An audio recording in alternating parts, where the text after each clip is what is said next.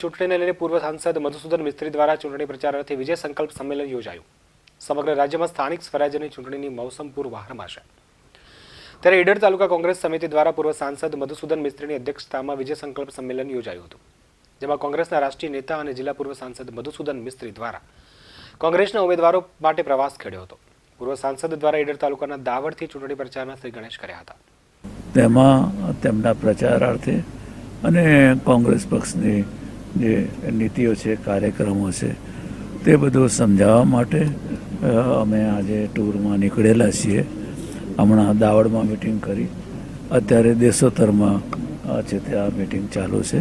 અહીંથી પછી જઈને બીજી 2-3 મિટિંગો છે, એમાં અમે અમારી વાત રજૂ કરીશું।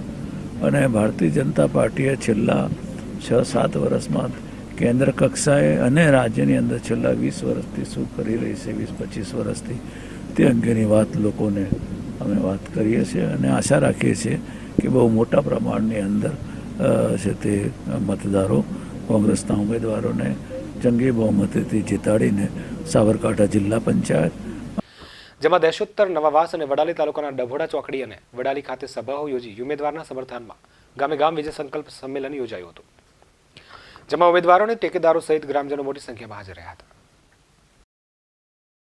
સ્થાનિક સ્વરાજની ચૂંટણીમાં દાવડ, કેશરપુરા, ગોલવાડા, મહોર, કડિયાદરા જિલ્લા પંચાયતની સીટ ઉપર પ્રચાર કરશે અને સાથે સાથે વડાલી નગરપાલિકાના ઉમેદવારો માટે પણ કોંગ્રેસ પક્ષ માટે મત માગવા માટે આજે આવ્યા છે।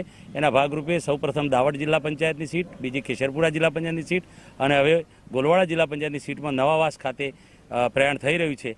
આગામી સ્થાનિક સ્વરાજની ચૂંટણીમાં આવનારી આ ચૂંટણીની અંદર ભારતીય જનતા પાર્ટીનું છેલ્લા 25 વર્ષથી ગુજરાતમાં શાસન અને છેલ્લા 7-8 વર્ષથી કેન્દ્રમાં શાસન, એની જે નીતિઓ, નોટબંધી, જીએસટી હોય કે લોકડાઉનની અંદર કોરોનાની મહામારીમાં લોકડાઉનમાં આ માસ્કના નામે દંડ ઉઘરાવવાની વાત હોય કે છેલ્લા કેટલાય 70-80 દિવસથી જે દિલ્હીની બોર્ડર ઉપર ખેડૂતો આંદોલન કરી રહ્યા છે અને આ 3 કાળા કાયદાઓ રદ કરવા માટેની જે વાત છે એને સરકારના બેરા કાને અથડાતી નથી।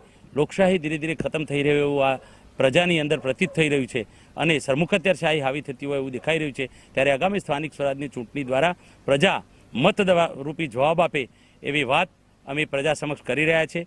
પંજાબ અને પંજાબની જે સ્થાનિક સ્વરાજની ચૂંટણીઓ આવી એમાં ભારતીય જનતા પાર્ટીને લપડા કાપી અને એક પણ સીટ જ્યારે ના મળી હોય ત્યારે ખેડૂતોનું આંદોલન ત્યાં સફળ રહ્યું હોય દેખાય છે।